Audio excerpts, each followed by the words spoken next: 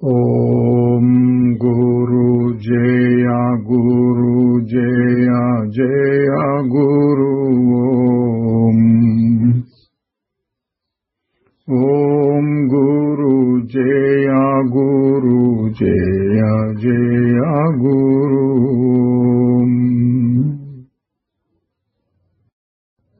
ఓం గురు జయ గురు జయ జయ గురు ఓం గురు జయ గురు జయ జయ గురు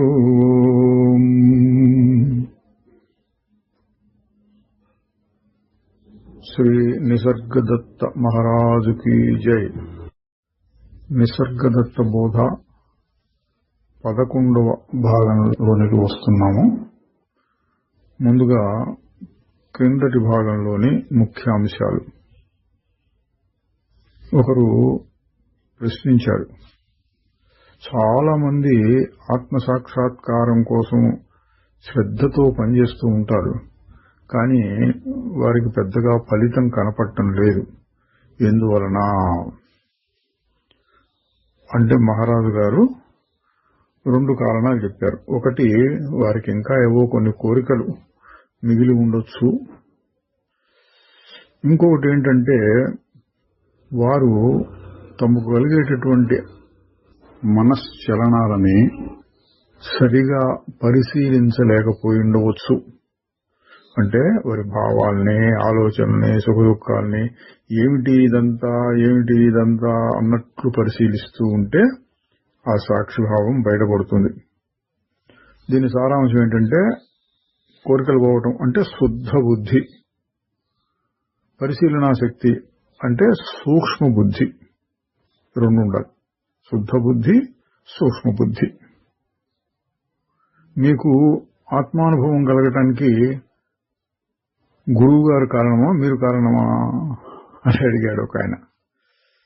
మహారాజు గారు చెప్పారు, బోధంతా ఆయనది, నమ్మకం నాది. అంటే ఇద్దరి పాత్ర ఉన్నది అందులో అని. ఇంకా ఏమన్నారంటే, కొందరికి గురువు గారి స్పర్శ వల్ల గాని, దృష్టి వల్ల గాని, ఆలోచనల వల్ల గాని అప్పుడే అనుభవం కలిగినట్టు చెప్తారు. వారందరూ ముందే తయారీగా పరిపక్వమైన స్థితిలో ఉండి ఉంటారు. ఎక్కువ మంది సాధకులకైతే అది కుదరదు. వారు పరిపక్వం కావటానికి సమయం కావాలి, సాధన జరగాలి. అనుభవంలో నిలబడాలంటే అన్ని కోరికలు పోవాలి. ఆత్మజ్ఞానం కోసం, సత్పదార్థం కోసం కోరటం కూడా ఒక కోరికే అవుతుంది. దాన్ని కూడా దాటి వెళితే గాని అసలైన అనుభవం కలగదు. అంటే తగిన సమయంలో ఏ కోరిక, ఆత్మను తెలుసుకోవాలి అనే కోరిక కూడా లేకుండా ఊరక ఉండిపోవాలి తగిన సమయంలో. ఒకరి ప్రశ్న, నా జీవితంలో నేను చాలా కాలం ఏదో చేస్తూ, చదువుతూ, వింటూ, ఏదో ప్రయత్నాలు చేస్తూ గడిపాను, కానీ అంతా వృధా అయిపోయింది.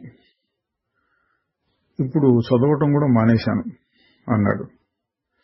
మహారాజు గారు అన్నారు, నువ్వు దేన్ని వదులుకున్నావో అది ముఖ్యం కాదు, నీవు దేన్ని వదులుకోలేదో, అంటే ఇంకా ఏదో వదులుకోవాలో అది గుర్తించు. సాధన అంటే సత్య వస్తువును పొందటం కోసం కాదు, దేన్ని వదలాలో అసత్య వస్తువుని, దాన్ని తెలుసుకోవటం కోసమే సాధన. ఒక ఆయన అడిగారు, నేను చిన్న వయసులో ఉన్నప్పుడు చాలా విచిత్రమైన అనుభవాలు కలుగుతూ ఉండేవి. కొద్ది క్షణాలు అయినా బాగా గుర్తులో ఉండిపోయేవి. మహారాజు గారు అన్నారు, చైతన్యంలో అన్ని రకాల అనుభవాలు కలుగుతూ ఉంటాయి. ప్రత్యేకమైన విలువ ఇవ్వనక్కరలేదు. దేవుని యొక్క దర్శనానికి, ఒక పువ్వు యొక్క అనుభూతికి తేడా ఏమీ లేదు. అన్ని రకాల అనుభవాలని, గొప్ప తక్కువ, లోని అనుభవాలు, బయట అనుభవాలు, క్షణికమైనవి, చాలా కాలం ఉండేవి, అన్ని రకాల వాటిని వదిలి వాటికి అతీతంగా, వాటికి మూల వస్తువైన ఆత్మ దగ్గరకు పోవాలి. తరువాత ఇంకొక ప్రశ్నకు సమాధానంగా చెప్పారు, దేవుడు అనేది కూడా నీ మనస్సులో కలిగే ఒక భావమే. నీకు ఖచ్చితంగా ఏ ఊహ లేకుండా స్పష్టంగా తెలిసేది ఒకే ఒక్క అనుభవం, నేను ఇక్కడ ఇప్పుడు ఉన్నాను.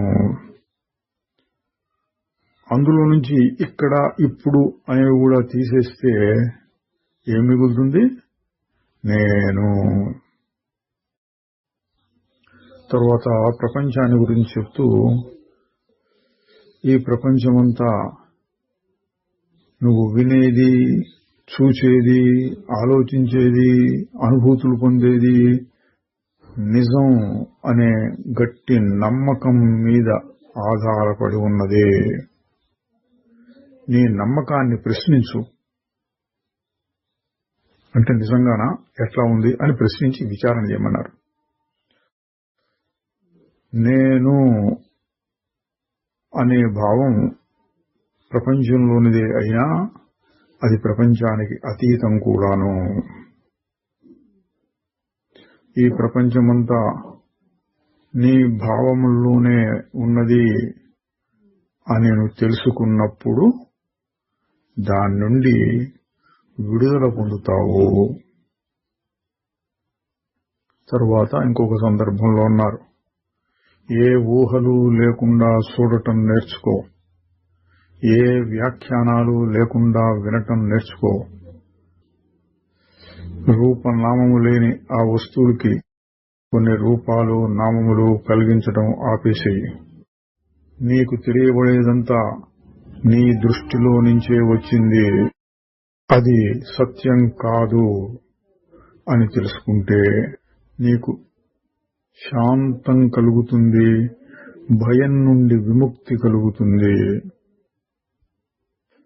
తరువాత ఆత్మ వస్తువుని వర్ణించటం అసాధ్యం, కానీ దాన్ని అనుభవంలో పట్టుకోవచ్చు. ఎందుకంటే అది తప్ప మరొకటి లేదు కాబట్టి.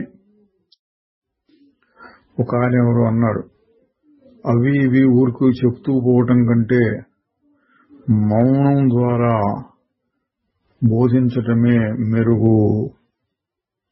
దానికి మహారాజు గారు అన్నారు, మొదట మాటలు కావాలి, తరువాత మౌనం. మౌనాన్ని గ్రహించడానికి ముందు తయారీ కావాలి. తరువాత ఇంకొకరితో చెప్పారు, ఈ ప్రపంచంలో పనిచేయడం చాలా కష్టం, కానీ అనవసరమైన పనులని ఆపి వెనుదిరగడం ఇంకా కష్టం. అంటే ఎంత కష్టమైనా సరే అలవాటు పడి వ్యసనంగా మారినవి చేయకపోతే ఎట్లా అనుకుంటూ చేస్తూనే ఉంటారు, దాన్ని మానుకోవడం ఇంకా కష్టము అన్నారు. తరువాత ఇంకొక ఆయన అడిగారు, ఆత్మానుభవం అనేది మీకు సహజమైపోయింది, కానీ మాకదేం కలగలేదు, మేమేం సాధనలు చేయాలి అవి చెప్పండి. మహారాజు గారు, నువ్వు ఈ శరీరము కాదు, మనస్సు కాదు, ఈ విషయాన్ని తెలుసుకోవడానికి నువ్వు నిన్ను అదే పనిగా గమనిస్తూ ఉండు. శరీరము మనస్సుల ద్వారా వచ్చే అనుభూతులనే పట్టించుకోకుండా ఉండటం నేర్చుకో. అవి ఉన్నా కూడా నువ్వు ఏకాంతంలోనే ఉన్నట్లు చనిపోయిన వారి వలె ఉండాలి. అంటే ఈ శరీరం మీద గాని మనస్సు మీద గాని నీకు ఏ విధమైన ఆసక్తి ఉండకూడదు. ఇంకొక ఆయన అన్నాడు, కోరిక నన్ను లాగి పడేస్తోంది. మహారాజు గారు అన్నారు, ఆ కోరికని మరింత పెద్దదిగా విస్తారంగా చెయ్యి. దాన్ని ఆత్మజ్ఞానం తప్ప మరొకటేదీ సంతృప్తి పరచలేదు. అంటే నీ కోరిక పెరిగి పెరిగి నీ కోరికల కంటే పెద్ద కోరిక అయినప్పుడు అన్నారు. దాని అర్థం ఏంటండి? మనం విచారణ చేస్తే ఇంత ఒక అణువంత కూడా దుఃఖం లేకుండా ఎల్లప్పుడూ పరిపూర్ణమైన సుఖం ఉండాలి. అది ఒక పెద్ద కోరిక అనుకోండి. ఎందుకంటే లోకంలో కోరికలు కొంచెం కొంచెం తీరుస్తాయి. ఈ కోరిక తీరాలి అంటే నీకు ఆత్మజ్ఞానం కావాలి. కాబట్టి కోరికను పోగొట్టుకోవడం ఎట్లాగూ అంటే దాన్ని పోగొట్టుకోవద్దు, అంతకంటే పెద్ద కోరికను పెట్టుకో అన్నారు. తర్వాత మరొక ప్రశ్న, శరీరము మనస్సు వీటిని ఏదో చెయ్యాలంటారు. ఆ విధంగా చేయడానికి ఏం కావాలి? చేసేది ఎవరు? మహారాజు గారు. శుద్ధమైన మనస్సు. అది విశ్వాసపాత్రుడైన సేవకుల్లాగా పనిచేస్తుంది. అది శరీరాన్ని మనస్సుని బయట లోపల అన్నిటినీ ఉపయోగించుకుంటూ నీ పనిని చక్కబెడుతుంది. అంటే మలినమైన మనస్సు నిన్ను బాధపెడుతుంది. అదే మనస్సు శుద్ధం అయితే నీకు ఆత్మానుభవం కలిగిస్తుంది. ఓం శ్రీ నిసర్గదత్త మహారాజుకి జై. ఇప్పుడు నిసర్గదత్త బోధ 11వ భాగంలోనికి వస్తున్నాము. 47వ అధ్యాయంలో ప్రశ్న, సారవంతమైన వస్తువు కోసం చేసే అన్వేషణలో ఒక సాధకుడికి తన అసమర్థత, ఒక గురువు యొక్క అవసరము త్వరలోనే తెలిసి వస్తుంది. అయినా వ్యావహారిక అవసరాలు, తన కోరికలు, భయాలు చాలా శక్తివంతంగా ఉంటాయి. ఒక గురువు దగ్గర తాను ఉండవలసిన పద్ధతి, చూపవలసిన వినయ విధేయతలు కలగనీయవు. ఇది వ్యవహారం ఎక్కువగా ఉన్నందువలన ఒక గురువును సరిగా సేవించలేము అంటున్నాడు. మహారాజు గారు చెబుతున్నారు, సంఘం యొక్క ఒత్తిడి వల్ల, సందర్భాల బలం వల్ల నీవు చేసే పనులు పెద్దగా అపకారం చేయవు. ఎందుకంటే అవన్నీ యాంత్రికంగా జరిగిపోతూ ఉంటాయి. అప్పటికప్పుడు ఏదో వస్తుంది, దానికి సమాధానంగా ఏదో చేసేస్తూ ఉంటాం. అక్కడ ఆ జరిగేటటువంటి విషయాలని వేరు చేసుకుని వాటిని ఏమాత్రం పట్టించుకోకుండా జరిగే వాటిని చూస్తూ ఉండటం చేయగలిగితే చాలు. ఏం తెలియకుండా గుడ్డి నమ్మకాలతో చేసుకుంటూ పోయే దానివల్ల కర్మ పెరుగుతుంది. అది లేకపోతే కర్మ వల్ల పెద్ద ఇబ్బంది ఏమీ ఉండదు. దీని అర్థం ఏంటండి? సాక్షిభావంతో అది గమనిస్తూ చేసుకోవడం అంటే, సాక్షిభావంతో కర్మలు చేస్తూ ఉంటే కొత్త కర్మ తయారు కాదు. ఏదో చేయాల్సి వస్తుంది, చేసేస్తుంటావు. అందులో పెద్ద కోరిక గాని భయం గాని ఉండదు. లేదా సంఘం యొక్క నియమాలని పాటించడం వల్ల గాని, లేక నీలోనే అప్పుడెప్పుడేవో చిన్న చిన్న కోరికలు భయాలు వస్తుండటం వల్ల గాని చేసే పనులని గమనిస్తూ, అంటే వేరుగా ఉండి గమనిస్తూ, దాన్ని మనం చెప్పే సాక్షి. చూస్తూ ఉంటే ఆ కర్మ నిన్ను ఇబ్బంది పెట్టదు, కొత్త కర్మ తయారు కాదు.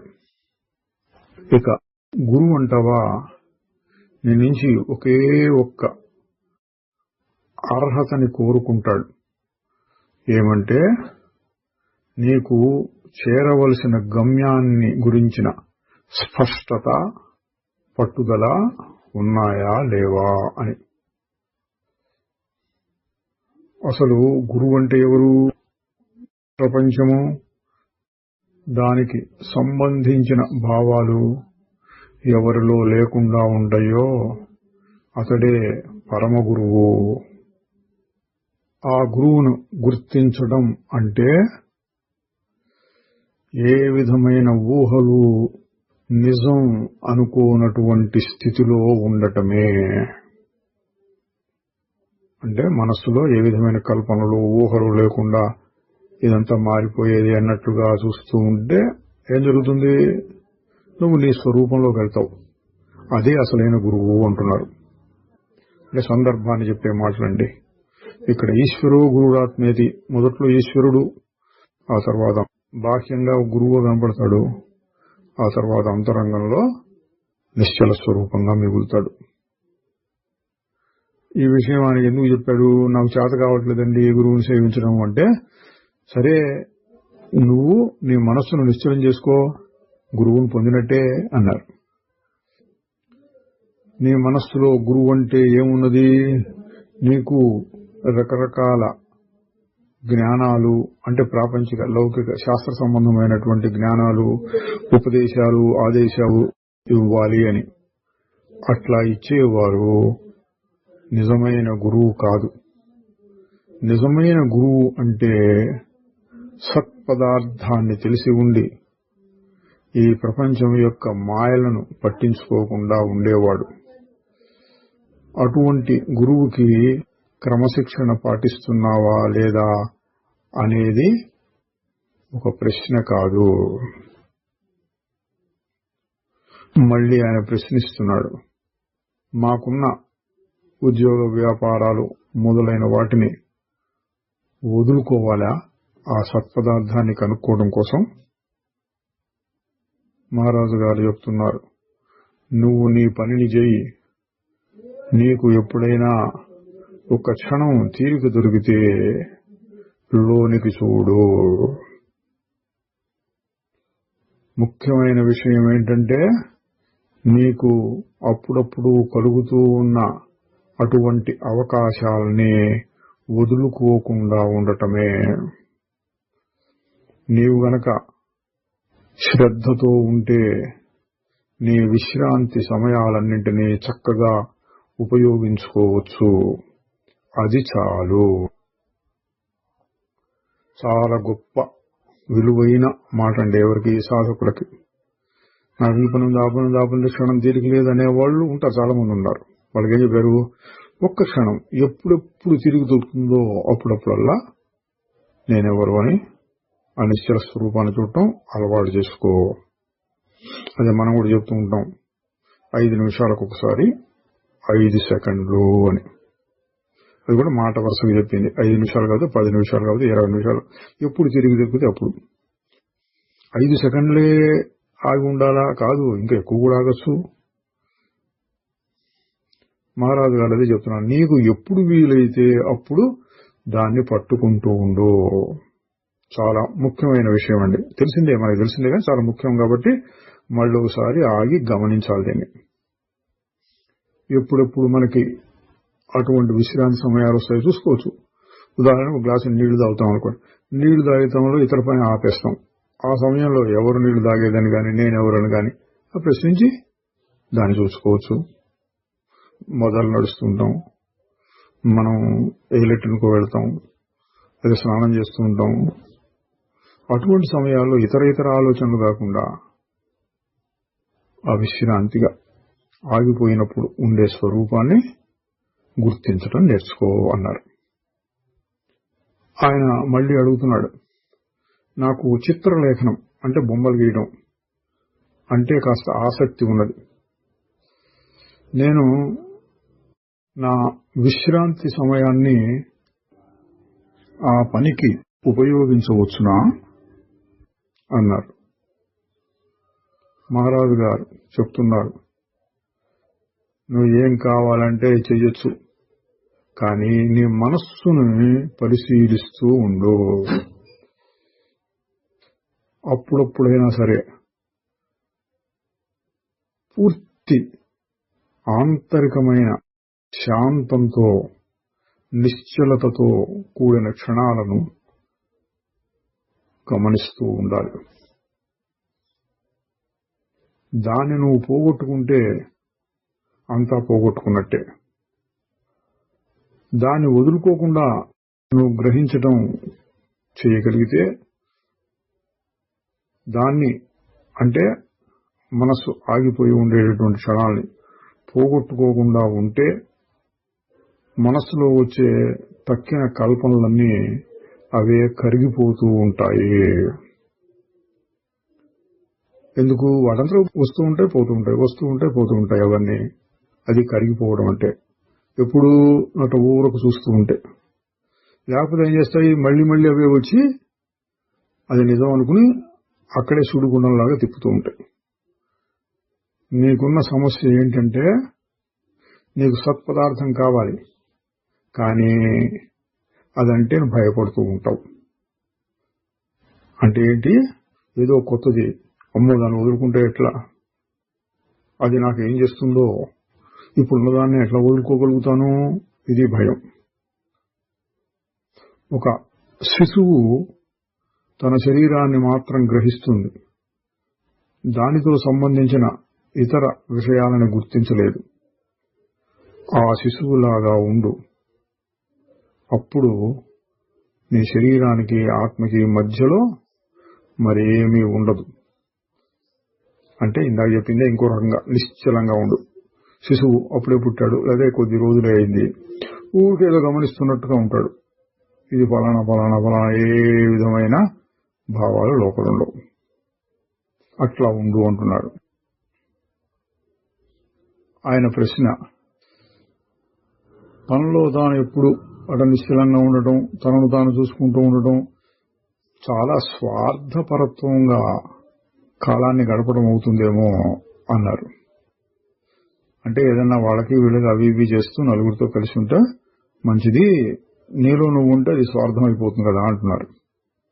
మహారాజు గారి సమాధానం, అది చాలా విలువైన స్వార్థం. నీ ఆత్మ తప్ప తక్కిన వాటన్నిటినీ వదిలేసి ఆ ఆత్మని మాత్రమే స్వార్థంతో పట్టుకో. నువ్వు ఆత్మని పట్టుకుని అది మాత్రమే కావాలి, మరొకటి అక్కర్లేదు అన్న స్థితిలో ఉన్నప్పుడు నీ స్వార్థపరత్వము లేక స్వార్థ త్యాగము రెండూ ఉండవు. అప్పుడు ఏం కలుగుతుందంటే ప్రేమ. అన్ని పదార్థాలని సమానంగా చూడటం కుదురుతుంది అని తర్వాత కొంచెం చిరు మందలింపు, పైపైన వ్యర్థమైన కుతూహలం కోసం ప్రశ్నలు అడక్కు.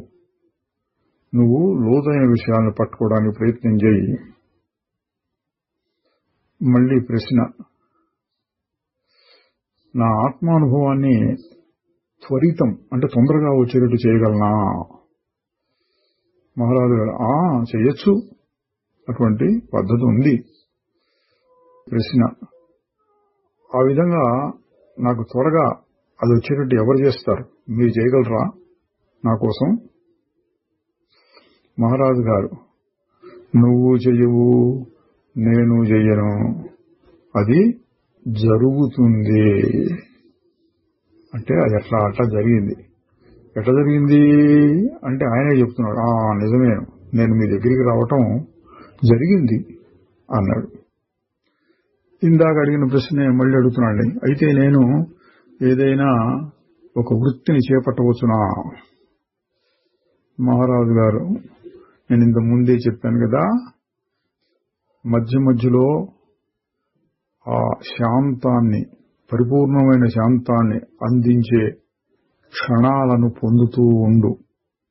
అది చేయగలిగినంత వరకు నువ్వు ఏ విధమైన వృత్తినైనా చేపట్టవచ్చును. అదండి, నువ్వు నీకు అవసరమైనటువంటి పనులు చేసుకుంటూ ఉండు. ప్రపంచ వ్యవహారాలు వద్దంటం కాదు. మధ్య మధ్యలో నీ స్వరూపాన్ని చూచి అండిందా చెప్పినట్టు ఆగి చూడు మధ్య మధ్యలో.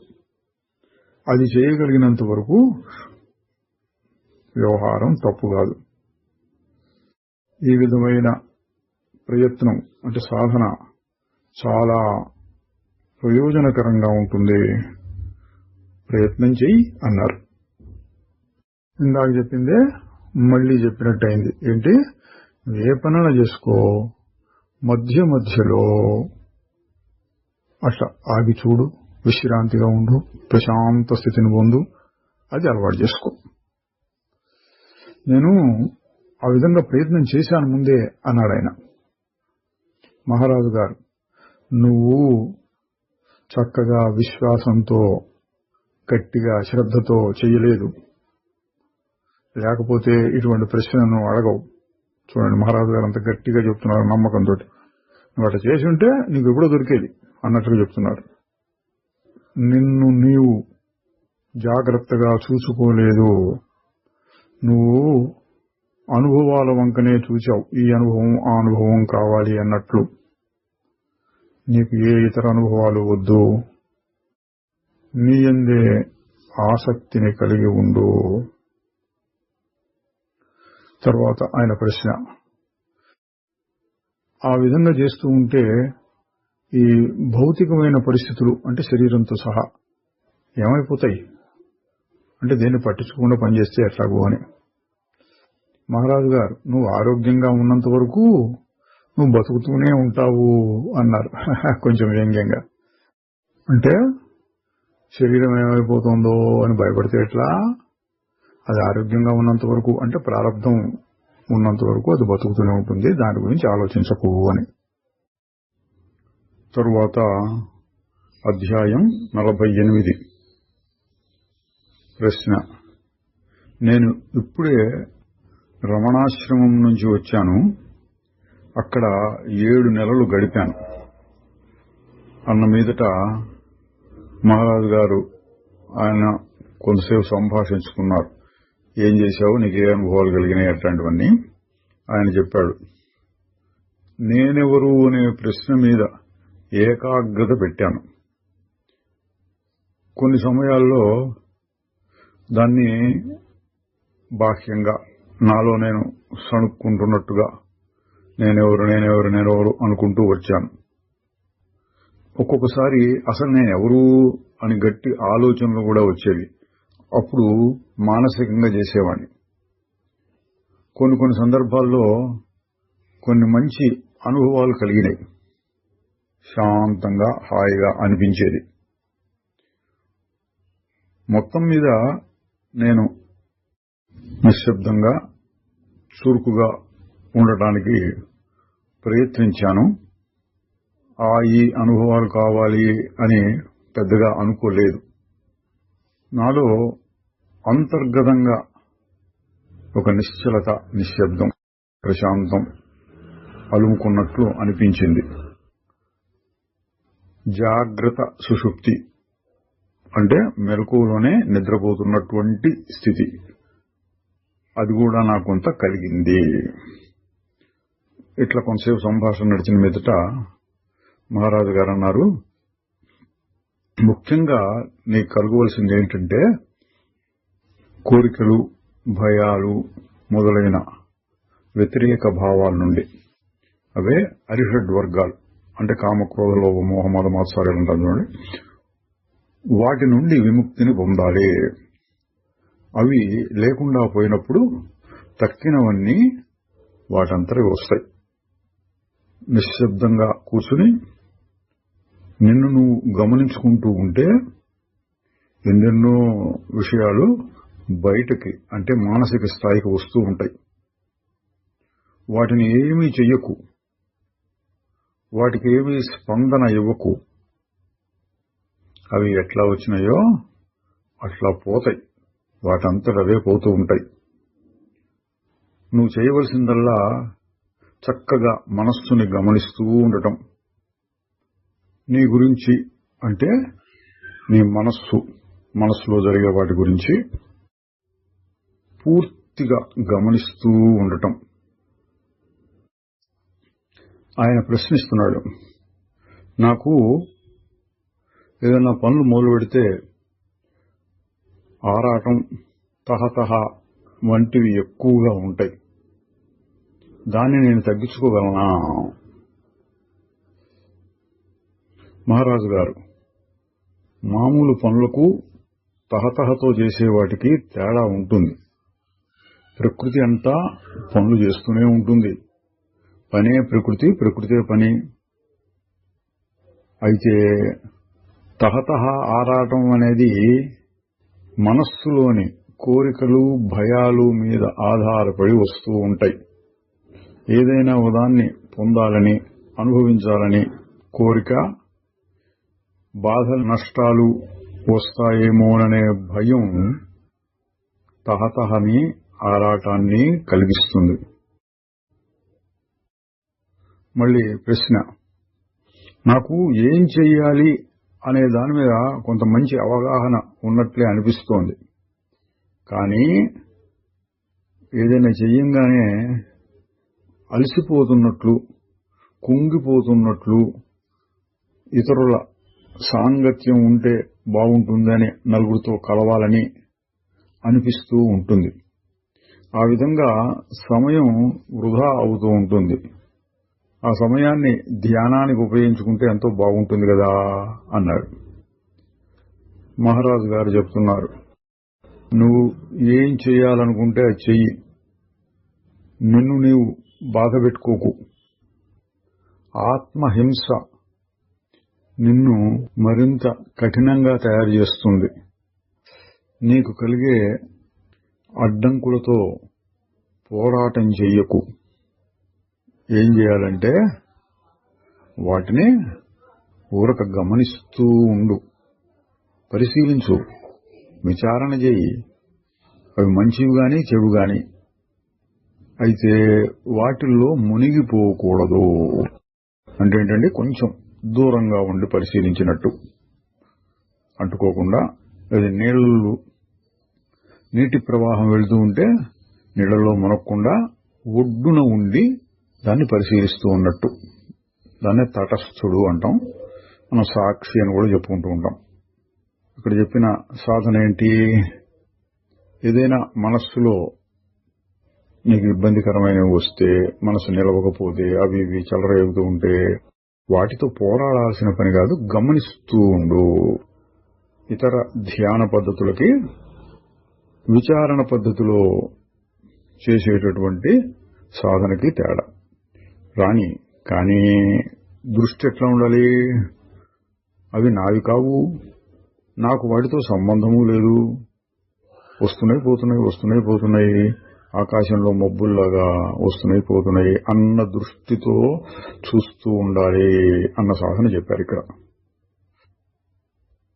ఆయన ఇంకో ప్రశ్న అడుగుతున్నాడు, మాటి మాటికి నేను గమనించేవాణ్ణి అని గుర్తు చేసుకుంటూ ఉంటే దాని ఉద్దేశ్యం ఏంటి?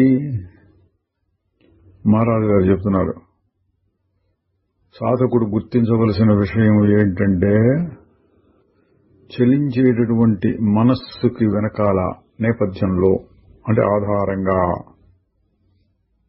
చైతన్యం, మార్పులు లేనటువంటి చైతన్యం ఒకటి ఉంటుంది. అటువంటి స్వచ్ఛమైన చైతన్యం తన ఆత్మస్వరూపం, దాన్ని తెలుసుకుని, దాన్ని గౌరవించి, దాన్ని ఇతర ఆలోచనలతో మరుగున పడకుండా చూసుకోవాలి,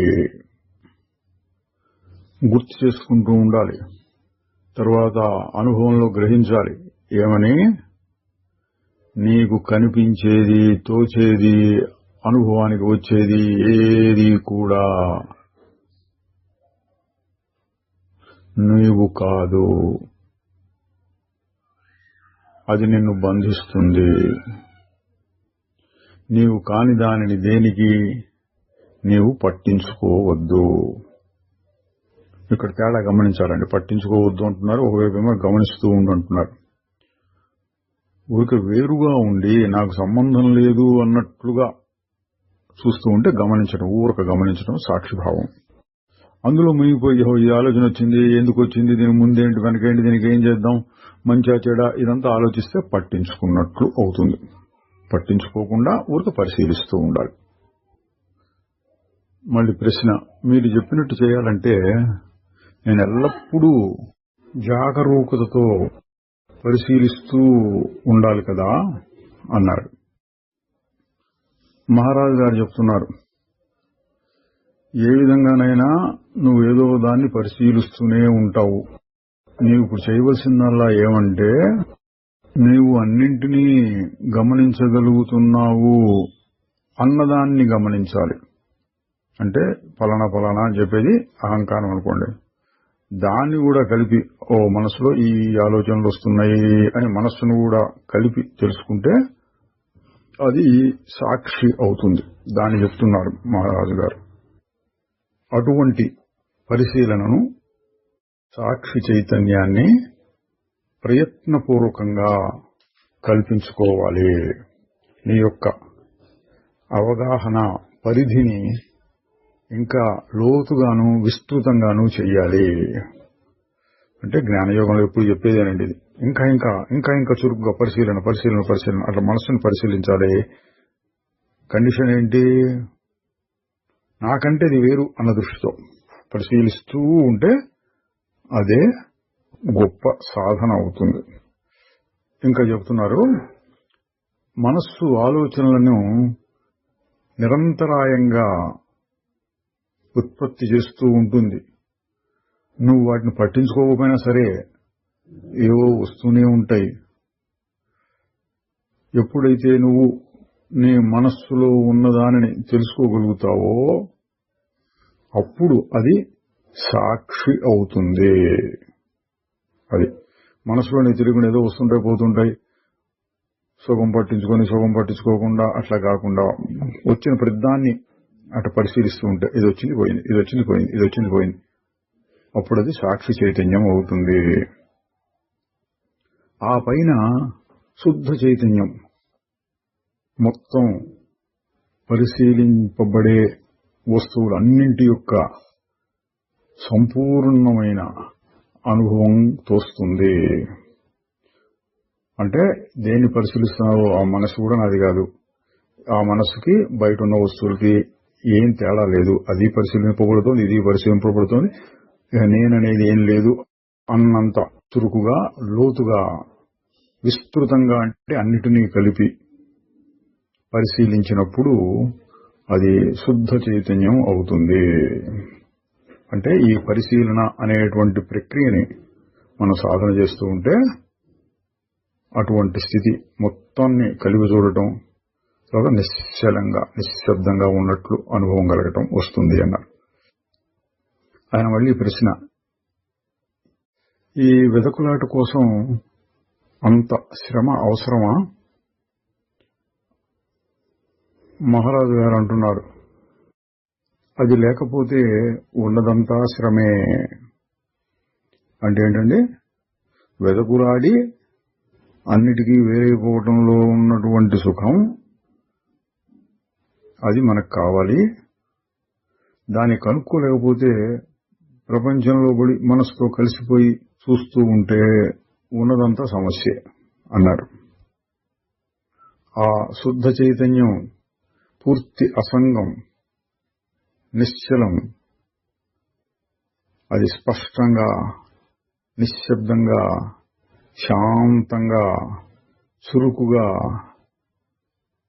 కోరికలు భయాలు లేకుండా ఉంటుంది. అదే నా స్వరూపం అని ధ్యానించు. నీ నిజ జీవితంలో కూడా అదే అయినట్లుగా భావిస్తూ ఉండు. నీకు త్వరలోనే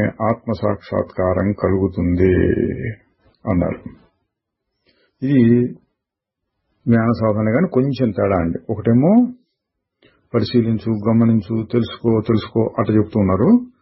ఇక్కడేమో నీకు తెలిసినా తెలియకపోయినా దాని గురించి ధ్యానించవచ్చు, నువ్వే పెట్టుకోవచ్చు. అది నిశ్చలంగా ఉంటుంది, నిశ్శబ్దంగా ఉంటుంది, అంటుకోకుండా ఉంటుంది. ఈ భావాన్ని మనసులో తిప్పుతూ ఉంటే ధ్యానము అవుతుంది. తతధలో ధ్యానం, జ్ఞానం కాకుండా ధ్యానం. దీనివల్ల కూడా ఉపయోగం అవుతుంది. మహారాజు గారు స్వయంగా ఆచరించిన పద్ధతి అదే. అది నేను, ఇది నేను కాదు, ఇది నేను కాదు, ఇది నేను కాదు అంటూ మనసులో దాన్నే తిప్పుకుంటూ ఉంటే తర్వాత ఆత్మానుభవం కలిగింది. ఇంకా చెప్తున్నారు, మనస్సేమో జరిగిపోయే విషయాల మీద ఆసక్తితో ఉంటుంది. శుద్ధ చైతన్యము మనస్సు మొత్తాన్ని గమనిస్తూ ఉంటుంది. తేడా చూపించారండి. మనస్సు అనేది జరుగుతూ ఉండే వ్యవహారిక బాహ్య పరిస్థితుల్ని, వస్తువుల్ని చూస్తూ ఉంటే ఈ శుద్ధ చైతన్యం అనేది అన్నిటినీ కలిపి చూస్తుంటుంది. ఒక ఉదాహరణ చెప్తున్నారు. ఒక శిశువు బొమ్మ మీద ఆసక్తితో ఉంటుంది, కానీ దాని తల్లి ఆ శిశువునే గమనిస్తూ ఉంటుంది, బొమ్మని కాదు. శిశువుని మనసుతో పోల్చారు, తల్లినేమో అన్నిటినీ కలిపి చూసేటటువంటి శుద్ధ చైతన్యంతో పోల్చారు.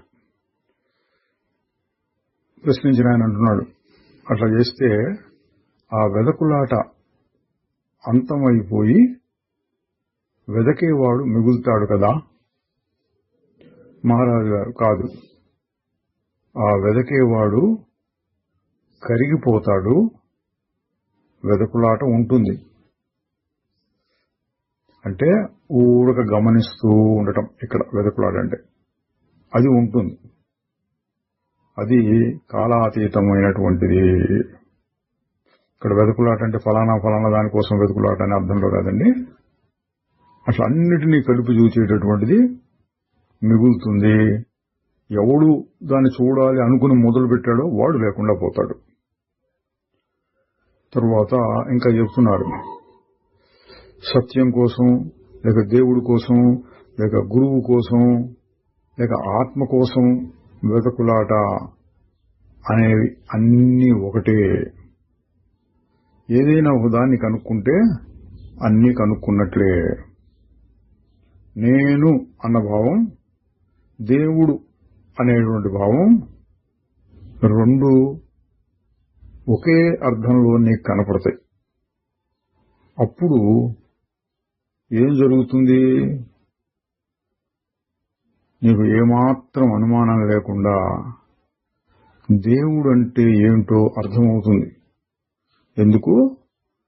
నువ్వే అది కాబట్టి, రెండు ఒకటే కాబట్టి.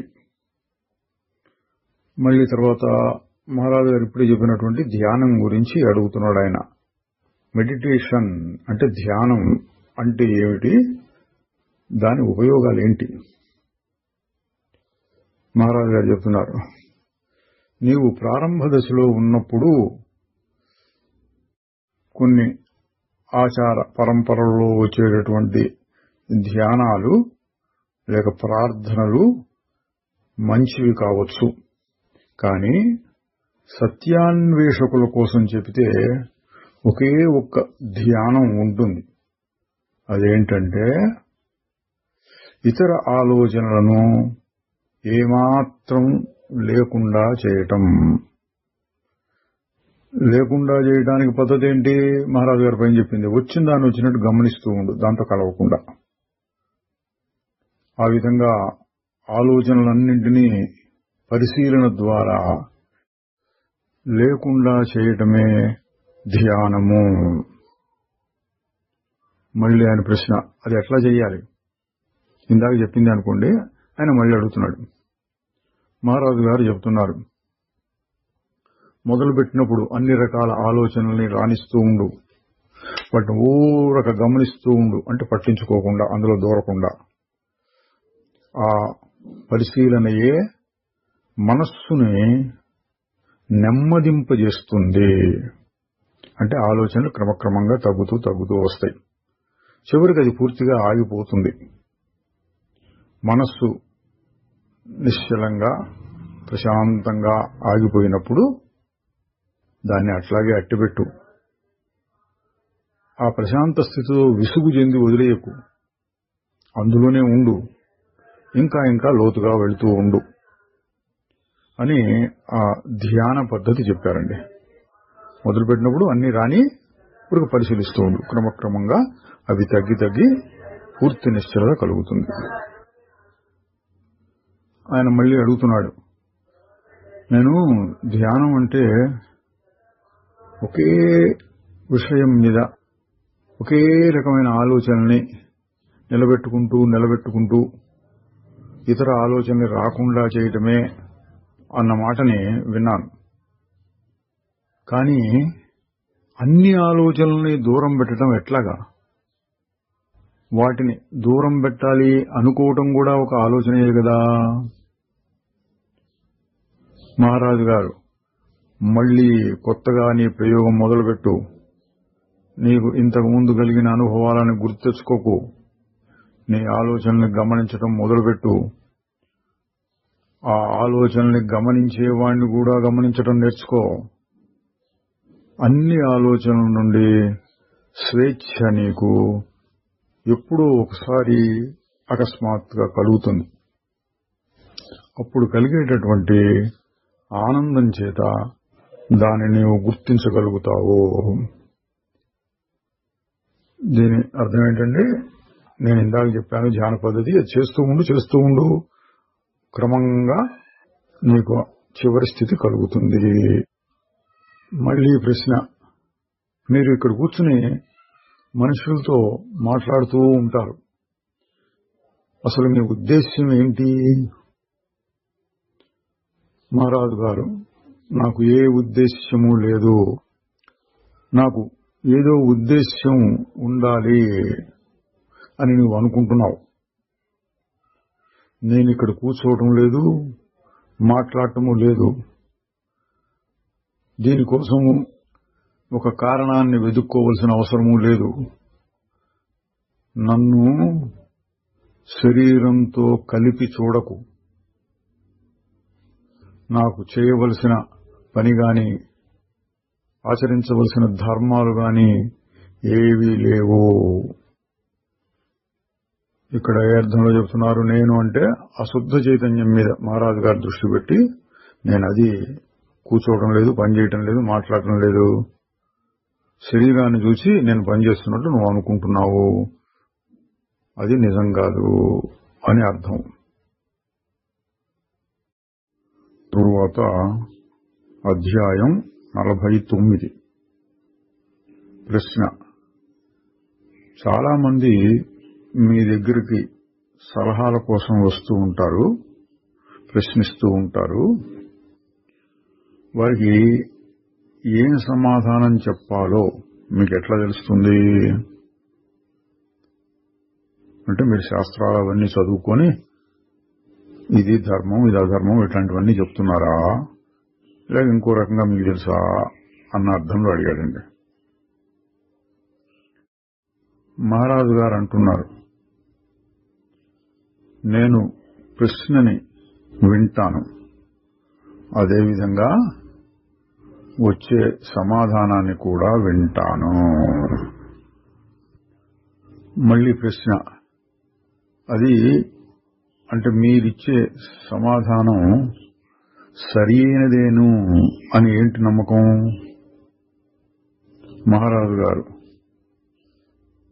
నేను అన్ని సమాధానాలకి మూలమైన స్వరూపం నుంచి మాట్లాడుతూ ఉంటాను.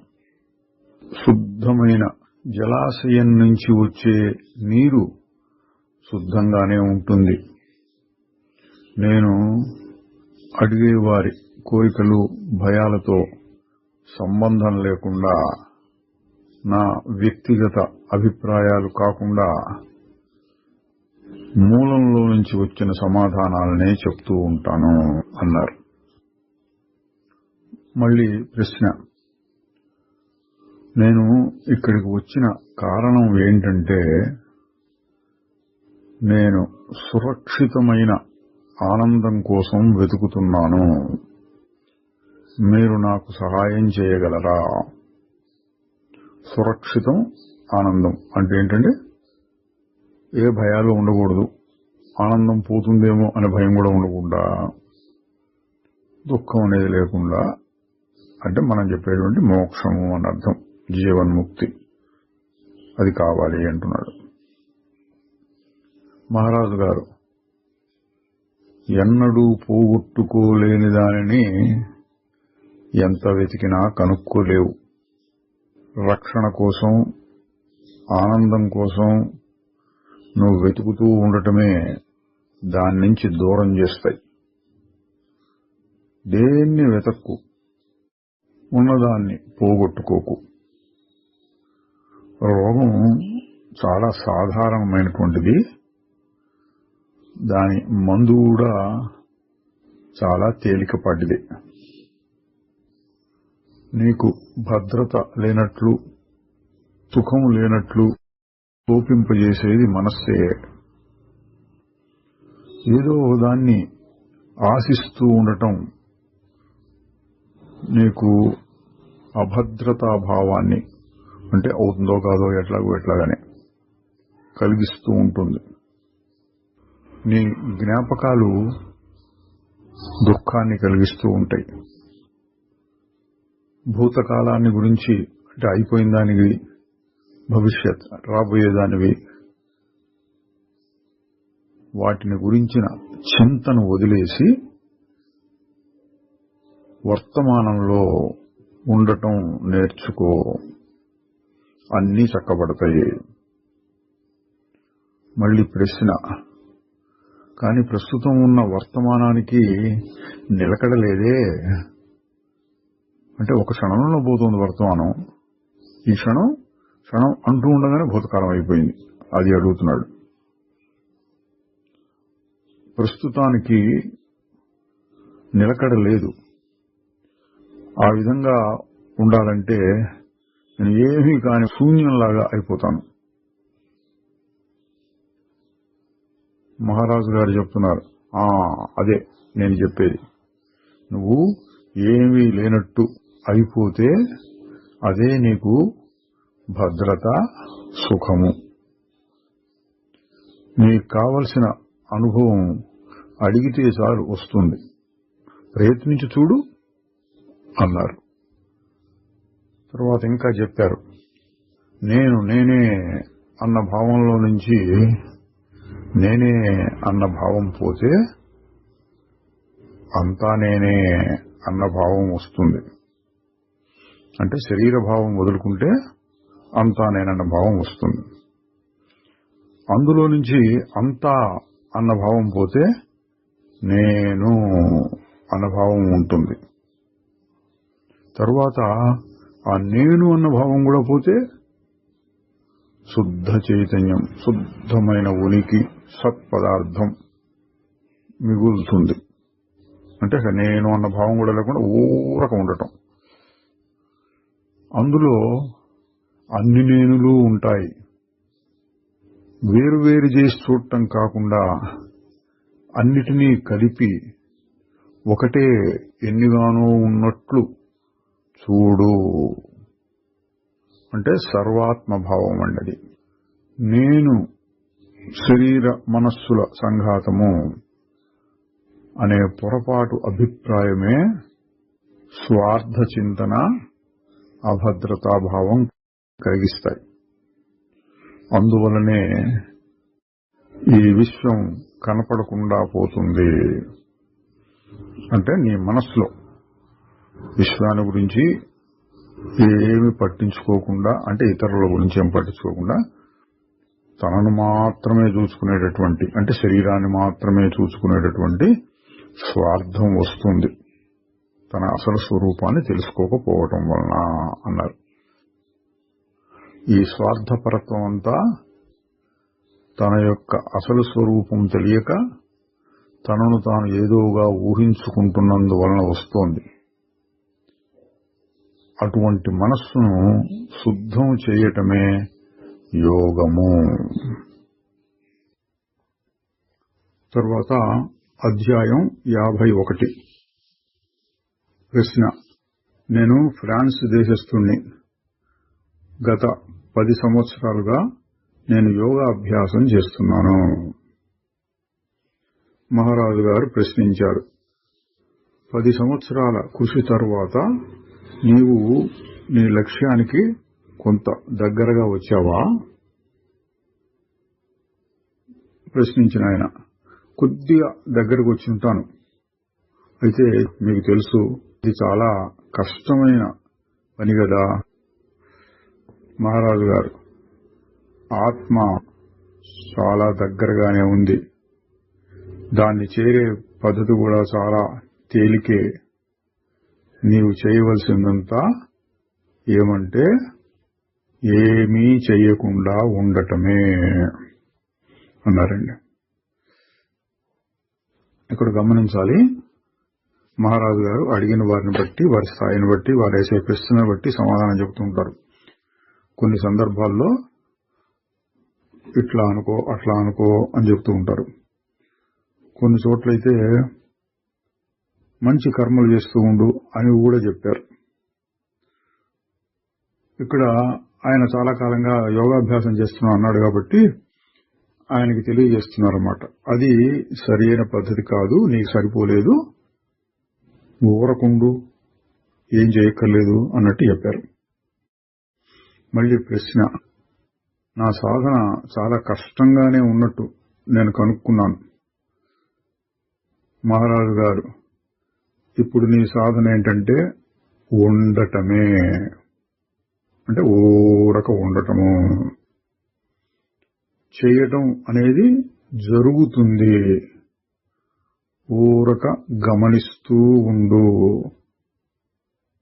నీవు ఉన్నావు, దీన్ని గుర్తించడానికి ఏం కష్టం ఉంది? నీవు అన్ని సమయాల్లోనూ ఉంటావు అని ఆ ఉనికి మీద నొక్కి చెబుతున్నారండి. ఆ ఉన్నదాన్ని గుర్తించు. ప్రశ్నించి ఆయన చెబుతున్నాడు, ఉన్నట్లు ఉండే అనుభూతి అది ఎల్లప్పుడూ ఉంటుంది. కానీ మన దృష్టి లేక ఏకాగ్రత ఇతర మానసికమైన పరిస్థితుల వల్ల, అంటే ఉద్రేకాలు, రకరకాల భావాలు, రూపనామాలు, వీటన్నిటి వల్ల అది ఆక్రమింపబడుతుంది. ఉత్త ఉనికి యొక్క అనుభవం చెరిగిపోతూ ఉంటుంది. మహారాజు గారు అడుగుతున్నారు, అనవసరమైన విషయాల్ని మనస్సులో నుంచి తొలగించడానికి నీ పద్ధతి ఏమిటి? దానికి కాను నువ్వు వాడే పనిముట్లు ఏమిటి? ఆయన, స్వభావంగా నేను ఒక భయస్తుణ్ణి. నిజం చెప్పాలంటే నేనంటేనే నాకు భయం. నేను ఏదో ఒక బాంబు తీసుకెళ్తూ ఉన్నట్లు, అది ఎప్పుడు బద్దలవుతుందో అన్న భయంతో ఉన్నట్లు అనిపిస్తుంది. నాకు ఆ బాంబును వదిలించుకునే మార్గం కావాలి. ఆ బాంబు గురించి కూడా నాకు ఎక్కువ తెలియదు, కానీ అది నా చిన్నతనం నుంచి వస్తూ ఉన్నట్లు నేను గుర్తించాను. కొన్ని సమయాల్లో చంపాలి అనిపిస్తుంది, ఎవరినైనా గాని, లేక నన్ను నేను గాని. అందువల్ల నేను ఎప్పుడూ భయపడుతూ ఉంటాను. ఈ భయాన్ని నుంచి ఎలా విముక్తి పొందాలో నాకు తెలియటం లేదు. ఆలోచించడం, హేతువాదం, తర్కాన్ని ఉపయోగించడం అనేది మనస్సుకు సహజమైన స్థితి. ఆగమంటే అది ఆగదు. అట్లా చేయడం మనస్సుకు సహజమైన స్థితి కాదు అని మీరు అనేటట్లయితే దాన్ని ఆపడం ఎట్లా? ఆ మనస్సుని ప్రశాంతపరచడానికి ఏదో ఒక పద్ధతి ఉండాలి కదా. నేను ఎన్నోసార్లు నాకు చెప్పుకుంటాను, చాలు ఇంకా ఆగమ్మా, ఎందుకు అనవసరంగా నీలో నువ్వు వాగ్వాదం చేసుకుంటూ ఉంటావు, మళ్ళీ మళ్ళీ అదే చెప్పుకుంటూ ఉంటావు అని చెప్పుకుంటూ ఉంటాను. కానీ నా మనస్సు ఆగదు. నాకు ఏమనిపిస్తుందంటే అది కాసేపు ఆగినట్టు ఉంటుంది, కానీ ఎక్కువసేపు ఆగదు. ఇంకా నేను గమనించింది, ఆధ్యాత్మిక సాధకులు, అన్వేషకులు అని చెప్పబడేవారు కూడా మనస్సుని ప్రశాంతం చేయడానికి రకరకాల ఉపాయాలు, ట్రిక్కులు చేస్తూ ఉంటారు. వాళ్ళేవో మంత్రాలను జపిస్తూ ఉంటారు, పెద్దగా పాడుతూ ఉంటారు, ప్రార్థనలు చేస్తూ ఉంటారు, ఉచ్ఛ్వాస నిశ్వాసాలని బాగా వేగంగానో లేక మరీ నిదానంగానో మారుస్తూ ఉంటారు, వణికిపోతూ ఉంటారు, గిర్రం తిరుగుతూ ఉంటారు, ఏదో దాని మీద ఏకాగ్రత చేస్తూ ఉంటారు, ధ్యానిస్తూ ఉంటారు, ఏవో కొత్త కొత్త దృశ్యాలను గురించి వెంపర్లాడుతూ ఉంటారు, సత్ లక్షణాలని పెంచుకోవటం కోసం మహాకృషి చేస్తూ ఉంటారు. మనస్సును ఆపటం కోసంగా ఇన్ని పనులు చేస్తూ ఉంటారు.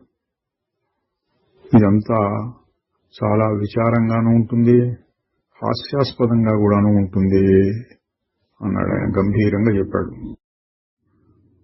మహారాజు గారు అంతా విని అంటున్నారు, మనస్సు రెండు రకాలుగాను ఉండొచ్చు, నీళ్లలాగా ఉండొచ్చు, తేనెలాగా ఉండొచ్చు. కొంచెం కదిలిస్తే చాలు నీరు చాలాసేపు చెలుస్తూనే ఉంటుంది.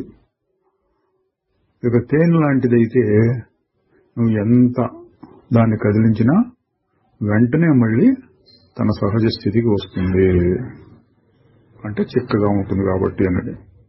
అట్లాగే మనస్సు కూడా ఒక్కోసారి ఊరికే చెలుస్తూ ఉండొచ్చు. అదే మనస్సు ఇంకొక సమయంలో ఎంత కదిలించినా కదలకుండా అట గట్టిగా తేనెలాగా కొద్దిగా కదులుతుంది, మళ్ళీ వెంటనే ఆగిపోతుంది. ఆ రకంగా కూడా ఉండొచ్చు అని చెప్పారు. అంటే ఏంటి, నువ్వు అన్నట్టు ఎప్పుడు చెలుస్తూనే ఉంటుంది, ఆపడం కాదు అని కాదు.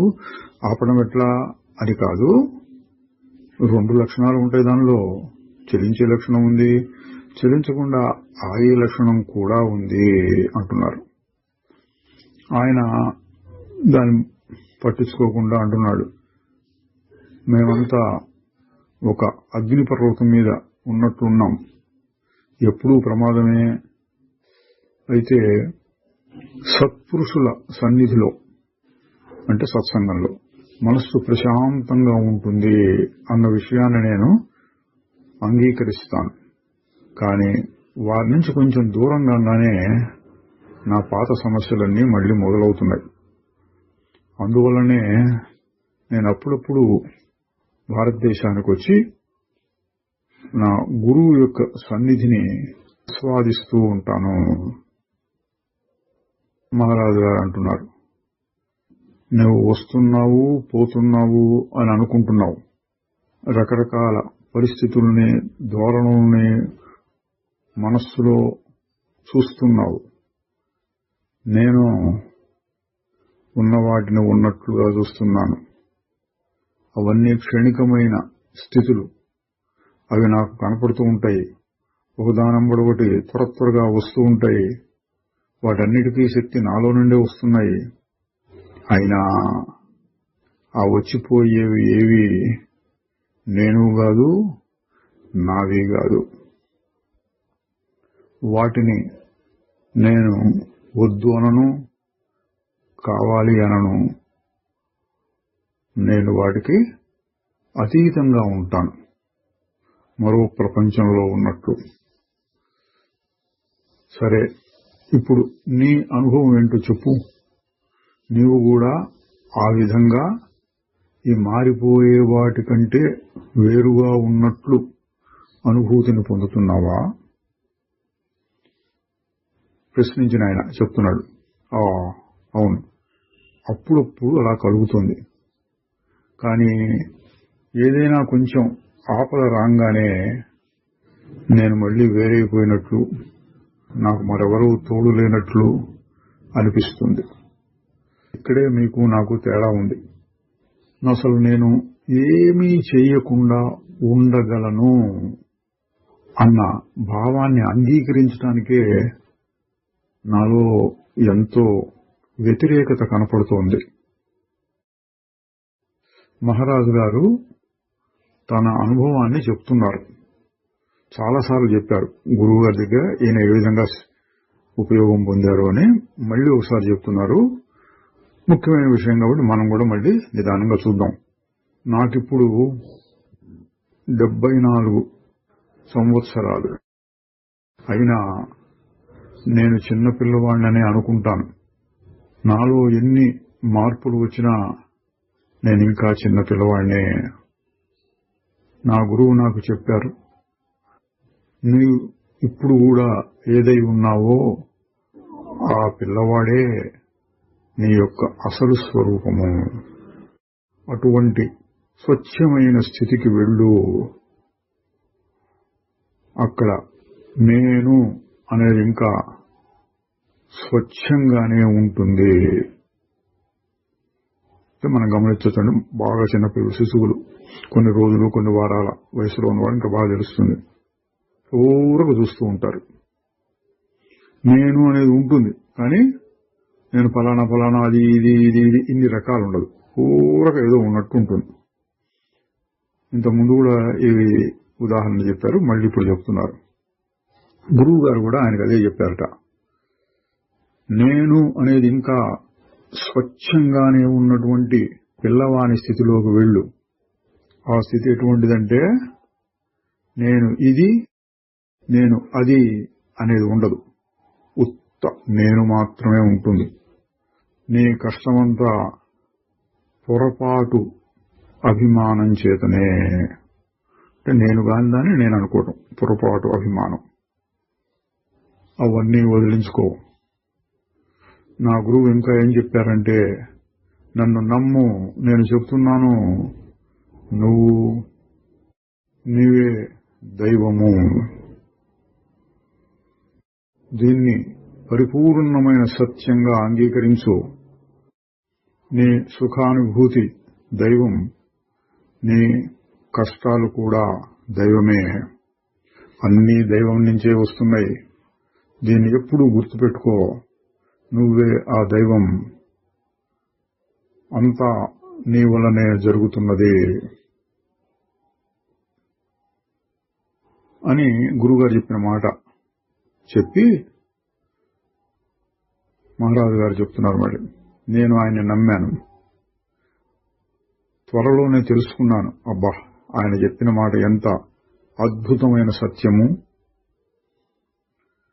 నేను నా మనసులో మరొక రకమైన భావాలు, నేను దేవుణ్ణి, నేను అద్భుతమైన వాణ్ణి, నేను అతీతమైన వాణ్ణి అని కూడా పెట్టుకోలా. నేను ఆయన చెప్పిన దాంట్లో ఒక ఆదేశాన్ని పాటించాను. ఏమంటే నా మనస్సును ఎప్పుడూ నేను లేక నేను ఉన్నాను అన్నదానివే పెట్టుకున్నాను. ఆ భావంతో మరి రెండో భావం లేకుండా గంటల తరబడి కూర్చునేవాణ్ణి. నేను అన్న భావమే నా మనసులో ఉండేది, మరొకటి లేకుండా.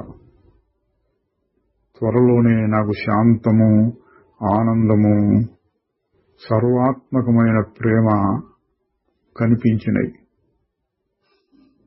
అనుభవంలోకి వచ్చినాయి.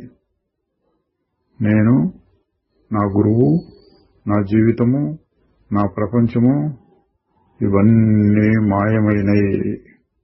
చివరికి గురువు కూడా అన్నారండి, అన్నీ మాయమైపోయినాయి. మరి శాంతం మాత్రమే మిగిలింది,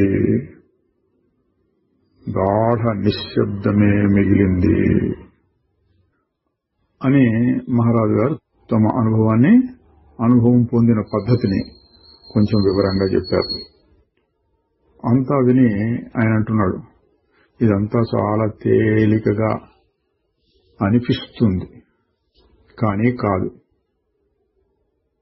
మీరు చెప్పినటువంటి ఆ అద్భుతమైన స్థితి, అందులో ఉన్న పరమ ప్రశాంతి నాకు తోస్తూ ఉంటాయి. నేను దాన్ని చూసి ఆశ్చర్యపడుతూ ఉంటాను. ఎంత తేలిగ్గా వచ్చింది, ఎంత ఆత్మీయంగా ఉంది అని. అయినా త్వరలోనే అదంతా కరిగిపోతుంది. మళ్ళీ ఇంకొక రకమైన ఆశ్చర్యం. ఏమిటి ఇందాక కలిగింది? సత్యమా, లేక సత్యం యొక్క కొద్దిపాటి రుచా, లేక మనస్సులో కలిగే మరొక రకమైన చలనమా? ఒకవేళ అది సత్యమైతే ఇప్పుడు ఎక్కడికి పోయింది? చూడండి, ఈ అడిగాయని కూడా చాలా కుస్తీ పట్టొచ్చాడు మనసులో. ఎట్లా వస్తుంది, ఏ స్థితి వస్తుంది, ఏ స్థితి ఎట్లా పోతోంది. కొన్ని గొప్ప స్థితులు కూడా కలిగినాయి పోతున్నాయి. దాని గురించి స్పష్టంగా చెప్పగలుగుతున్నాడు. నా పరిస్థితి ఇట్లా ఉంది అని. మహారాజు గారు చెప్తున్నారు, ఏదో ఒక అద్వితీయమైన, నాటకీయమైన, అంటే ఒక్కసారి ఏదో రకంగా వచ్చిపడేటటువంటి అనుభవాన్ని కోరుకుంటున్నావు. ఈ ఎదురుచూపు, ఆశ, అదే నీ ఆత్మానుభవాన్ని దూరం చేస్తోంది. నువ్వు చేసే దాంట్లో ఒకే ఒక్క పొరపాటు ఉన్నది. లోపల దాన్ని బయట ఉన్నట్లు, బయట దాన్ని లోపల ఉన్నట్లు చూస్తున్నావు. నీలో ఉన్నది అంటే నీ యొక్క యథార్థ స్వరూపం, ఆత్మ, శాంతం, ఆనందం. అది నీలో ఉన్నది. అదంతా బయట ఎక్కడో ఉన్నట్లు, అప్పుడప్పుడు వస్తూ ఉన్నట్లు అనుకుంటున్నావు. నీకు బయట ఉన్నది అంటే మనస్సు ద్వారా చూపింపబడేది, అది నీలో ఉన్నట్టు, నువ్వే ఉన్నట్లు అనుకుంటున్నావు. మనస్సులో కలిగే ఆలోచనలన్నీ బాహ్యమైనవే, అవన్నీ నీకు చాలా దగ్గరవి అనుకుంటున్నావు. మళ్ళీ ప్రశ్న, ఈ ఆలోచనలన్నీ వాటిష్టం వచ్చినట్టు వచ్చి పోతూ నా శాంతాన్ని భంగపరుస్తూ ఉంటే వాటి నుంచి నేను ఎట్లా బయటపడగలను? ఇక్కడ మహారాజు గారు ఆయనకు సరిపోయేటట్టుగా ఇట్లా చెయ్యి అని ఒక సాధన పద్ధతి చెబుతున్నారండి. మొదట్లోనేమో ఊరకుండు చాలు అన్నట్టుగా చెప్పారు. ఆయన కష్టాన్ని తెలుసుకున్న మీదట కొన్ని సూచనలు చేస్తున్నారు. నీ ఆలోచనలని రోడ్డు మీద వచ్చిపోయే జనాల రద్దీని చూస్తున్నట్లుగా చూస్తూ ఉండు. మనుషులు వస్తూ ఉంటారు, పోతూ ఉంటారు. నీవు వాటిని ఊరక గమనిస్తూ ఉండు. వాటికేమీ ప్రతిక్రియ చేయకు. మొదట్లో అది తేలిక కాకపోవచ్చు, కానీ కొంత అభ్యాసం తర్వాత నీవు గుర్తించగలుగుతావు. మనస్సు ఒకే సమయంలో ఎన్నో స్థాయిల్లో పనిచేయగలుగుతుంది. నీవు వాటన్నిటినీ ఒకే సమయంలో తెలుసుకోగలుగుతావు. అంటేనండి ఇప్పుడు మహారాజు గారు చెప్పినట్టు ఆ అతీతమైనటువంటి, అసలు మనస్సు లేదు, శరీరం లేదు, ప్రపంచానికి నాకు సంబంధం లేదు అనే స్థితి కూడా అనుభూతం అవుతూ ఉంటుంది. ఇప్పుడు ఈయన చెప్పిన ప్రశ్నలు విని ఆయనకు తగినట్టుగా సమాధానం వస్తోంది, దాన్ని కూడా తెలుసుకుంటూ ఉంటుంది. మనసు రెండు స్థాయిలోనూ ఉన్నదనమాట అండి. ఆయన కూడా అదే సలహా ఇస్తున్నారు. నువ్వు కొంత అభ్యాసం చేస్తే మనస్సు ఎన్నో స్థాయిల్లో ఉండగలదు అని నువ్వు గుర్తించగలుగుతావు. నువ్వు ఏదో ఒకదాన్ని పట్టుకుని వేలాడాలని, దాని నుంచి ఏదో పొందాలని ఆసక్తితో ఉంటే తక్కిన స్థాయిలన్నీ నీకు తెలియకుండా పోతాయి. అంటే ఏంటండి, ఒక దాని మీద ఏకాగ్రత, ఈ వస్తువు కావాలి, ఈ కోరిక, ఈ భయం, ఇట్లా ఒక దాని మీదే నువ్వు మనసు పెట్టేటప్పటికీ ఏమవుతుంది? ఆ స్థాయిలోనే ఉండిపోతావు. అంతకంటే పై స్థాయిలో ఉన్న శుద్ధ ఆత్మ ప్రశాంత అనుభూతి లేదనుకుని నువ్వు నీకు కావాల్సింది, నువ్వు నీకు కావాల్సింది అంతవరకే నీ మనస్సు పట్టుకోగలుగుతుంది. కనుక నీ మనస్సు, అందులో ఉన్న జ్ఞాపకాలు, ఆలోచనలు, వాటితో కుస్తీ బట్టకు.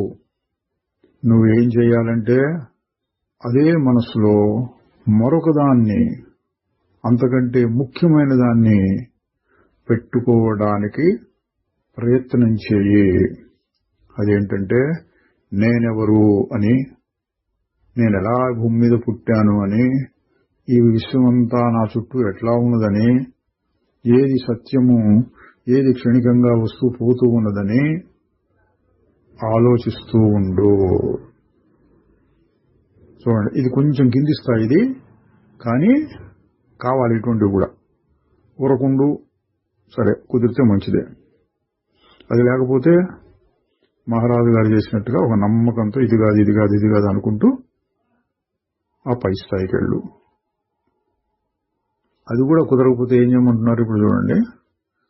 నీ మనస్సుని బాహ్య విషయాల మీద కాకుండా అంతకంటే ఉత్తమమైన విషయాల మీద పెట్టు. అది కూడా మనశ్చలనమే, కానీ ఉత్తమమైన చలనం. దాన్ని మనం మలిన వాసనలు, సద్వాసనలు అంటాం. సద్వాసనను పెంచుకో అని చెప్తున్నారండి. నీకు ఆసక్తి తగ్గితే ఏ విషయము కూడా నీ మనస్సులో నిలవదు. నీవు దాంతో ఏదో రకమైన సంబంధం పెట్టుకుంటేనే నీకది బంధంగా మారుతుంది. నువ్వెల్లప్పుడూ ఏదో ఇంద్రియ సుఖాలు కావాలని చూస్తావు, దుఃఖం ఉండకూడదు అనుకుంటావు, సుఖ దుఃఖాల కొరకే ఎప్పుడు ఆలోచనలు వస్తూ ఉంటాయి. సుఖం కోసం చేసే ఆ అన్వేషణే నీకు దుఃఖాన్ని తెచ్చిపెడుతున్నది. మరొక రకంగా ప్రయత్నం చేయి. సుఖ దుఃఖాలను పట్టించుకోకు, దేన్ని అడగకు, దేన్ని వద్దనకు. నీ ఏకాగ్ర దృష్టి అంతా నేను అన్న భావం మీద పెట్టు. నీవు త్వరలోనే ఆ శాంతిని, ఆనందాన్ని, అది నీ స్వరూపమే అయినట్లుగా గుర్తించగలుగుతావు. ఈ భావానికి అడ్డం ఏదైనా వస్తే దాన్ని తీసివేయడానికి ప్రయత్నం చేయి. నీ అసలు స్వరూపం కోసం ప్రయత్నం అవసరం లేదు. నీవే ఆ దైవానివి, నీవే పరమ సత్యానివి అని ఇంకా ఆయనకి గట్టిగా చెబుతున్నారు. మొదలు పెట్టడానికి నన్ను నమ్ము అంటే అనవసరమైన ఆలోచనలు అవి పెట్టుకుని, నీకు తెలుసు కూడా రకరకాల ఆలోచనలతో అటా ఇటా అని నిన్ను నువ్వు మోదుకుంటున్నావు. అందుకని కొంచెం గట్టిగా చెప్తున్నారండి. సరే, మొదలు పెట్టడం కోసం నన్ను నమ్మి మొదలుపెట్టు, నీ గురువును నమ్ము. ఇది మొదటి మెట్టులో మాత్రమే. కొద్ది కాలంలోనే నువ్వు గ్రహిస్తావు. నీవు నమ్మింది సరే అని నువ్వు నీ అనుభవం ద్వారా గుర్తిస్తావు. జీవితంలోని ఏ రంగంలోనైనా సరే మొదట్లో నమ్మకం అనేది కావాల్సిందే. అది లేకుండా ఏమీ చేయలేవు. ఏ పని చేయాలన్నా ముందు కొంత నమ్మకం ఉండాలి.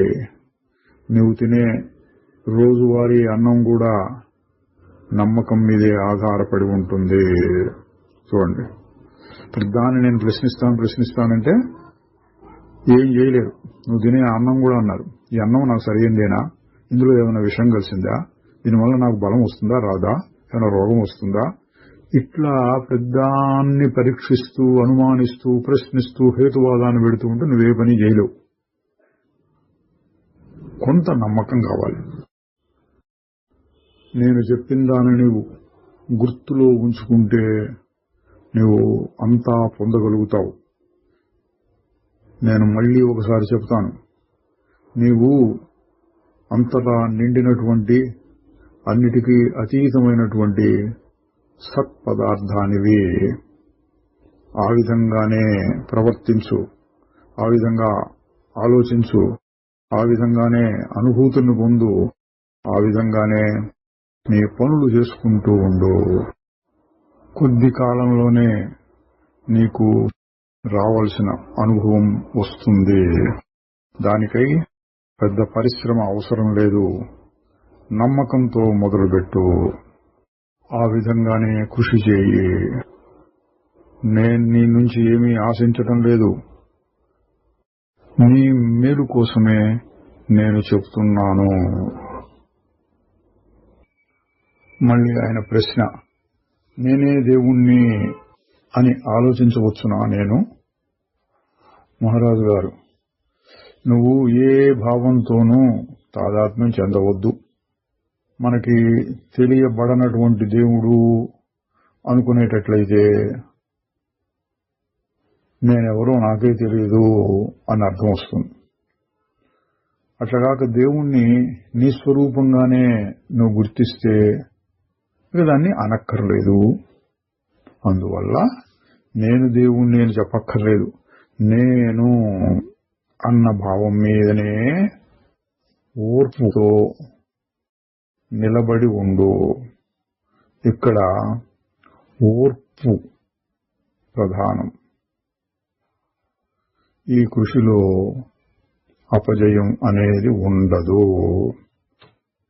ఇప్పుడు గుర్తించాలండి, తన స్వరూపాన్న తాను వెతుకుతున్నాడు కాబట్టి అపజయం అనేది ఉండదు. ఎవరో బాహ్యంలో ఉన్న దేవుడి గురించి కానీ, లేదా ఏదో కొత్త కొత్త స్థితులు రావాలని కానీ, లేదా ప్రపంచంలో అది ఇది చాలా గొప్ప గొప్ప విషయాలను సాధించాలని కానీ పెట్టుకుంటే జయం కలుగుతుందన్న నమ్మకం లేదు. ఎందుకు? బాహ్యంలో ఉన్నది ఎన్నో అవరోధాలు ఉంటాయి. అనుకున్నట్టు జరగకపోవటమే ఎక్కువగా ఉంటుంది. ఆత్మ విషయంలో అట్లా కాదు. అది నీ స్వరూపమే. నువ్వు మొదలుపెట్టి చూస్తూ ఉంటే జయం సిద్ధిస్తుంది. తథ్యం. ఇంత ఆయన మళ్ళీ అదే అడుగుతున్నాడు. నా ఆలోచనలు నన్ను ఆ విధంగా చెయ్యనీయవు మహారాజు గారు. వాటిని పట్టించుకోకు. వాటితో పోరాటము చేయవద్దు. వాడిని అసలు ఏమీ చేయవద్దు. వాటిని ఉండని. అవి ఏవైనా సరే నువ్వు వాటిని వద్దు వద్దు అని వ్యతిరేకిస్తూ ఉంటేనే వాటికి ఇంకా బలం వస్తుంది. వాటిని పట్టించుకోకు, వదిలేసేయి. అవి ఉన్న సమయంలోనే నీ స్వరూపాన్ని గుర్తించు. గుర్తించటం అనే విషయాన్ని గుర్తుంచుకో. అది నేను ఎప్పుడు నా స్వరూపాన్ని గుర్తించాలి, ఈ ఒక్క విషయాన్ని గుర్తించుకో అన్నారు.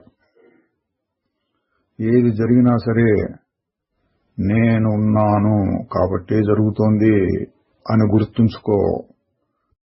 దేన్ని అనుభవించాలన్నా ముందు నువ్వు ఉండి తీరాలి కదా. అందువలన నువ్వు ఆలోచనలని ఆపనక్కర్లేదు. వాటి మీద ఆసక్తిని చూపించకు. ఆ నిరాసక్తతే నిన్ను విముక్తుణ్ణి చేస్తుంది.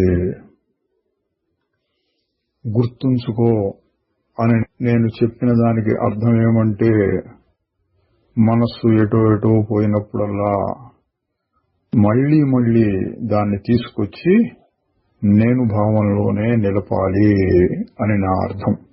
అది దాన్ని ఎప్పుడు గుర్తించుకో అని మహారాజు గారు చెప్తున్నారు. నాకు గుర్తుండదండి, వేరే ఆలోచననే ఆయన చెప్తున్నాడు. సరే, మళ్లీ తీసుకొచ్చి నేను భావంలో పెట్టు ఆ మనస్సుని. ఇది గుర్తుంచుకో అంటున్నారు. మనస్సు యొక్క అసలు సిసలైన స్వభావం మౌనమే.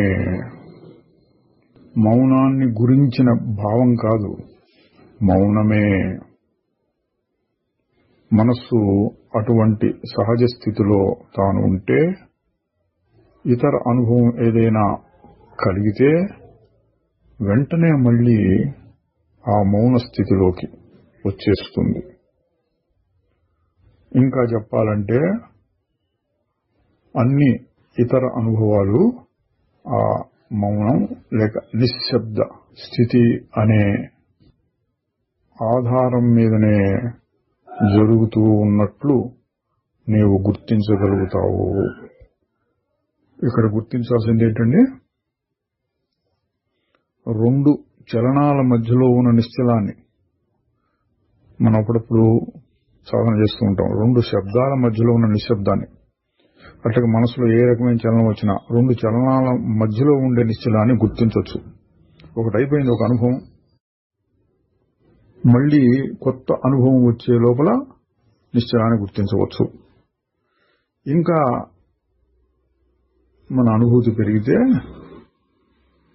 ఇతర చలనాలు వస్తూ ఉన్న సమయంలో కూడా ఆ నిశ్చల నిశ్శబ్ద స్థితి ఉండనే ఉంటుంది. ఆ పునాది మీదనే ఈ చలనాలు పైపైన వస్తున్నాయి. మనం ఉదాహరణకి ఏం చెప్పుకోవచ్చు, నీరు ఇట్లా కొడితే కాసేపు చలిస్తుంది, చలనాలు అలలాగా వస్తుంది. కానీ ఆ నీటి అడుగునేముంటుంది, లోతుగా వెళ్లి చూస్తే నిశ్చలమైన నీరే ఉంటుంది. ఈ ప్రకంపనలన్నీ నీటి పైభాగంలోనే ఉంటాయి అని ఆ నిశ్చలాన్ని, ఆ నిశ్చలం మీదే పైపైన కొద్దిపాటి చలనం వస్తోందని రెండింటినీ కలిపి కూడా గుర్తించవచ్చు. అది అసలైన సాక్షి అన్నమాట అండి.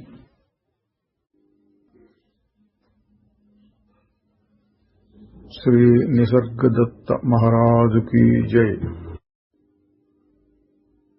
చిదానంద రూప శివోహం శివోహం.